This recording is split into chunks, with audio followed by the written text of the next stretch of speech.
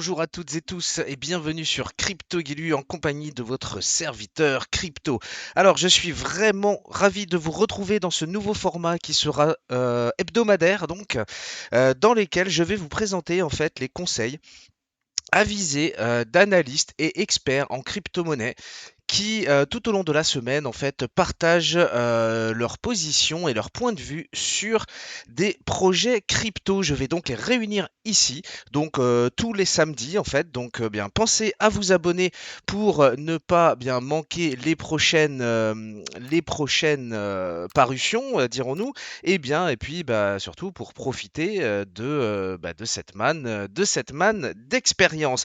Alors, pour le coup, ce ne sont pas des conseils que je vais vous fournir moi, je vais juste en fait vous présenter des projets qui ont été bien promus en fait, comme je le disais, par des experts en crypto. Vous verrez, il y en a certes probablement beaucoup que vous connaissez. Bien entendu, je vous rappelle d'investir uniquement de l'argent que vous êtes prêt à perdre, hein, comme le veut la coutume, tout simplement. Alors, je vais commencer de suite avec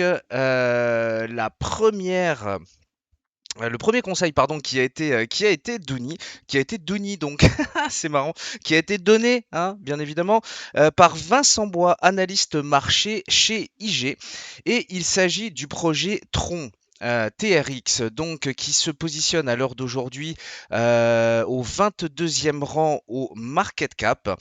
Et Vincent nous rappelle en fait que la blockchain Tron en fait a annoncé dernièrement la sortie d'un stablecoin algorithmique à la manière de Luna, qui permet en fait d'avoir un stablecoin qui soit gapé non pas sur du dollar, mais sur un panier de d'autres cryptos. Et la mise en place est prévue le 5 mai.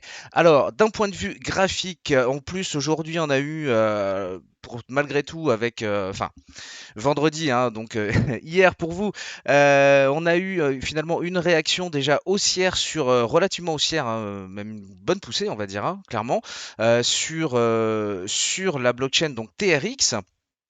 Sachant qu'ici, vous pouvez visualiser la poussée qui a été faite le 21 avril, c'est justement quand ils ont annoncé la sortie du stablecoin. Et donc ici, on arrive sur le niveau des 0,60 qui donc, selon Vincent Bois, est un niveau relativement intéressant pardon, dans un projet avec de belles perspectives d'avenir, sachant qu'on est ici, alors de une sur un projet solide, mais qui a quand même effectué déjà de gros pourcentages de retracement par rapport à leurs derniers ATH, pardon, ce qui est donc bien plutôt intéressant. Je suis totalement d'accord avec cette analyse de Monsieur Vincent Bois.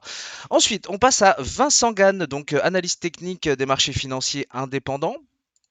Pareil, hein, Vincent Gann, analyste renommé depuis moult et moultes années dans tous les domaines d'investissement, et qui est vraiment réputé pour ses qualités d'analyse. Alors, lui, il nous parle du projet Cosmos, donc 24e pardon, au market cap, et en fait, il nous signalait l'approche du support des 20 dollars. Et c'était pour lui le niveau à surveiller. Et vous allez jamais le croire, on est en train de faire. Alors là, on est remonté juste un tout petit peu, mais on vient de toucher pile poil les 20 dollars.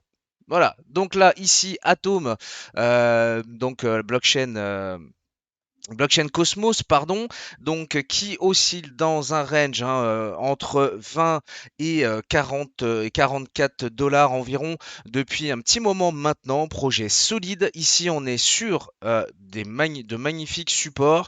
Je vous laisse bien entendu constater que j'ai malgré tout quelques possibilités d'attraper le prix à d'autres niveaux. Je rentre pas plus en détail ici, hein, vous les avez sous les yeux, et de toute façon, l'idée ici, donc, c'est vraiment de présenter le point de vue de ces fameux analystes. Donc ici, 20 dollars. Si vous êtes intéressé, sincèrement, on a un prix intéressant. Moi, j'ai renforcé ma ligne, j'en avais et j'en ai racheté encore là sur les 20 $. Je pense qu'on a vraiment un projet qui peut aller vraiment très très loin. Et là, on a vraiment un support qui est top. Donc voilà, hein. Donc ça, bien entendu, ce ne sont, enfin pour ma part en tout cas, ce ne sont pas des conseils en investissement, hein. Je ne fais ici que vous présenter donc les avis d'analystes. Après, si vous étiez intéressé pour investir dans les crypto-monnaies, que vous n'ayez pas encore effectuer vos premiers achats. Je vous rappelle que vous avez un lien de parrainage en fait avec Binance qui se trouve en descriptif et qui vous fait bénéficier de 10% de remise sur les commissions. Les commissions sont quand même relativement coûteuses sur les crypto-monnaies. Donc bien c'est sympa, ça vous fait économiser 10% et en plus ça permet de soutenir la chaîne à hauteur de 10% de commission. Également en retour, ce qui est un remerciement apprécié de votre part. Alors, on va continuer avec Xavier Fenot, donc associé chez Interactive Broker, bien entendu. Je présume que c'est pareil dans le monde de la crypto, c'est difficile de ne pas le connaître. Excellent analyste entre parenthèses. Et donc lui, en l'occurrence, il nous parle du projet Stepen. Alors, c'est le seul qui a fait finalement une présentation un petit peu plus court-termiste dans le sens où il mentionne sur, bah, je vais vous le mettre en grand, ça va être plus simple, non? D'ailleurs, je vous ai pas donné le rang, je crois. Je crois qu'on est 50e. Voilà, aux dernières nouvelles, on est 50e, donc toujours au market cap. Juste pour info, j'ai fait une vidéo un petit peu plus précise hier. Vous n'hésitez pas à aller la rechercher. Je vous mettrai le lien en fin de vidéo, histoire d'étudier un petit peu plus les niveaux en profondeur, avec un regard un petit peu plus long terme, on va dire, puisque ici, comme je vous le faisais remarquer, Xavier en fait s'est exprimé sur une analyse plutôt court terme, hein, c'est-à-dire qu'il mentionne bien que la réaction qu'il attendait, enfin qu'il attend, pardon, est plutôt court-termiste. Donc pour lui, le niveau, pardon, à surveiller, c'est le niveau des 3,40 en fait, hein, sur Stepen. C'est le niveau qui doit tenir en fait pour ne pas enclencher une prise de bénéfice plus conséquente, pardon, et donc venir rechercher des niveaux un petit peu plus bas. Je vous dis, je l'ai passé en profondeur hier, donc comme un fait exprès. Donc, si vous voulez en savoir un tout petit peu plus sur Stepen, les niveaux à analyser, comment, pourquoi, eh bien, je vous invite à vous diriger vers cette vidéo. Alors, on continue pour la quatrième, déjà, je crois, oui, c'est ça, pour la quatrième. Crypto, la quatrième voilà, crypto donc, qui a été analysée donc, par Laurent Pignot, analyste zone bourse. Alors, je vais être honnête avec vous, je ne connais pas Laurent Pignot. Néanmoins, je connais les analystes Zone Bourse, enfin le média Zone Bourse, tout du moins, qui est vraiment sur les marchés traditionnels un excellent média, on va dire, où on retrouve des informations pour le moins concrètes et qui propose des services vraiment très intéressants. Alors juste pour info, il n'y a absolument aucun partenariat parce qu'on va se dire, ah, il parle de bien en tout le monde. Les gens ils ont l'impression que quand on parle de bien, quand on parle en bien de quelque chose ou de quelqu'un, c'est qu'il est payé pour. Non, non, non, non, on peut avoir des avis sympas sans qu'il soit obligé de raquer, quoi. Finalement, c'est sympa aussi.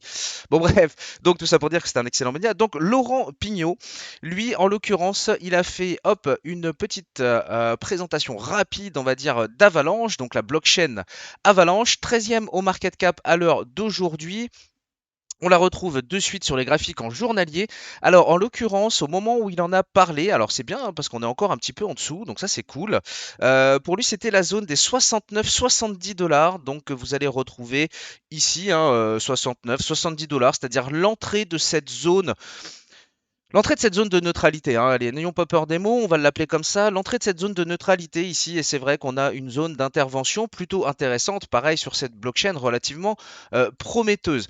Alors là, forcément, dans la continuité de l'élan des marchés crypto, d'une manière générale, on continue d'enfoncer les supports. Alors pour l'instant, bien pareillement, hein, pas de quoi paniquer. Et même si on descendait à 50, c'est typiquement le genre de projet sur lequel il faudrait voir plutôt des soldes et des opportunités d'investissement plutôt que de paniquer parce que le projet ou la blockchain, tout du moins, comment dire, aurait été remise en question. Pas du tout, pas du tout. C'est vraiment le type de projet solide où on cherche juste à rentrer à meilleur prix. C'est relativement simple. Alors d'ailleurs, vous noterez quand même que pour le moment, Ces analystes prennent pas trop de risques, hein, c'est-à-dire qu'on s'éloigne pas trop dans les capitalisations, on va dire. Donc ça veut dire qu'on quand même s'intéresse plutôt à à des projets relativement solides. Pardon. Donc ce qui est très bien, ce qui est très bien, ce qui est vraiment très bien. Moi, je sais que personnellement, c'est ma vision, hein. Je préfère avoir peut-être, je dis bien peut-être, des coefficients multiplicateurs et des ratios qui soient un petit peu moindres, mais sur des projets un petit peu plus solide, histoire de sécuriser aussi son capital. Donc voilà, donc projet Avalanche, donc 69-70 $, donc selon Laurent. Et je rajouterai, si on avait une poussée baissière, des alertes à poser là dans les alentours de 50, 52, 53, 50 peut-être sur des grosses accélérations. Et là, on commencerait à avoir vraiment des tarifs intéressants, surtout proportionnellement, pareil, aux dernières ATH. Et on arrive avec le dernier projet. Et ce dernier projet, c'est Valentin Nico de la cellule Info Expert de Bourse Direct qui nous parle du projet francophone The Sandbox, donc classé 40e pardon, au market cap. Et ici, d'un point de vue graphique, alors là, donc, ah oui, alors entre parenthèses, c'est Valentin qui le précisait. Donc, il s'agit bon, d'un projet métaverse donc français. Ça, je pense que je vous apprends pas grand-chose jusque-là. Donc, qui inclut forcément bien les jeux vidéo, les NFT sous plusieurs formes, avec et qui précisait finalement aussi, surtout, c'est vrai que c'est intéressant de l'avoir en tête quand même, l'implication quand même de grosses structures derrière comme Carrefour, Ubisoft et ainsi de suite. Donc là, c'est pareil, on est sur du métaverse, NFT, jeu, avec malgré tout derrière des fondamentaux et puis surtout des partenaires vraiment, vraiment solides. Alors, en l'occurrence, il mentionne donc le support des 2,50 qui est en train d'être enfoncé, hein, c'est-à-dire que là on est passé juste en dessous, on continue de chuter. Donc là clairement on est en dessous du niveau qui a donc été mentionné dans le cadre de cette analyse, avec malgré tout en soutien un deuxième niveau à 1,65. 1,65 ici très précisément. Et je rajouterai sur une grosse frayeur baissière, pourquoi pas se garder aussi un petit pécule pour investir dans les alentours des 1,22. Mais ça, en l'occurrence, ce n'est que mon avis. En ce qui concerne les deux siens, c'est 2,50. Donc là, ça y est, on est passé gentiment en dessous. Mais ça n'empêche que, faut pas, enfin, moi personnellement, j'ai pas peur d'un marché baissier, hein, en règle générale. Au contraire, pour moi, un marché baissier, c'est vraiment très représentatif de opération solde, on va dire, hein, opération opportunité. Voilà, c'est ça le mot que je cherchais. Donc, du moment qu'on est sur des projets solides, et là, c'est encore une fois le cas, hein, il ne s'agit pas du tout d'être chauvin, mais c'est vrai que The Sandbox, c'est quand même un très beau projet pour le moyen, court terme, long terme. Donc c'est plutôt intéressant, si vous n'en avez pas, d'imaginer d'en envoyer un petit peu ici, bien entendu, ceci à votre bon vouloir. Moi, c'est vrai que je recharge de temps en temps The Sandbox. Alors moi, j'avais déjà travaillé le support ici, pardon. Enfin pour moi, j'ai déjà travaillé le support ici. Donc ce niveau-là, je le prendrai pas. Par contre, le niveau des 2,20 ici, clairement, je pense que je rentrerai. Alors après, peut-être pas au premier impact, peut-être attendre des signaux aussi qui renvoient dans le bon sens, hein, bien entendu. Quand on vous présente des niveaux d'intervention comme cela, vous n'êtes pas obligé de les acheter à l'aveugle. Vous pouvez aussi très bien vous dire, bon, très bien, on a atteint cette zone, maintenant je vais voir est-ce que les mouvements acheteurs se manifestent et rentrer, ou tout du moins prendre la décision de rentrer à partir de ce moment-là.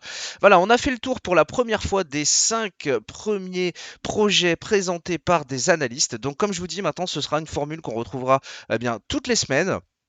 En règle générale, je pense que ce sera le samedi matin. Et voilà, donc j'espère que ça vous plaît. N'hésitez pas à liker la vidéo, bien entendu, pour rendre son référencement plus efficace. Et puis bien aussi faire profiter finalement une plus grosse visibilité sur tous ces projets. Et je vous rappelle aussi que dernièrement, j'ai effectué une vidéo dans laquelle j'analyse les différents niveaux sur environ une vingtaine de projets et qui peuvent vous permettre déjà de mettre en place des plans plans d'action, des stratégies d'investissement que vous pourriez déjà anticiper si on rentrait dans un marché un petit peu baissier, voir quelles sont les zones à observer. Donc, eh bien que cette vidéo a été un petit peu longue, la prochaine fois je la diviserai par deux. Si ça vous intéresse, en tout cas, sachez qu'elle existe. Je vous la mets donc juste ici. Et puis, dans un deuxième temps, je vous en ai parlé. J'ai fait déjà hier donc Stepen. Je vous la mets également là. Je creuse le projet un tout petit peu plus loin. Je vous dis à très bientôt, les amis, et je vous remercie sincèrement pour votre attention et vous dis à très bientôt. Ciao, les amis.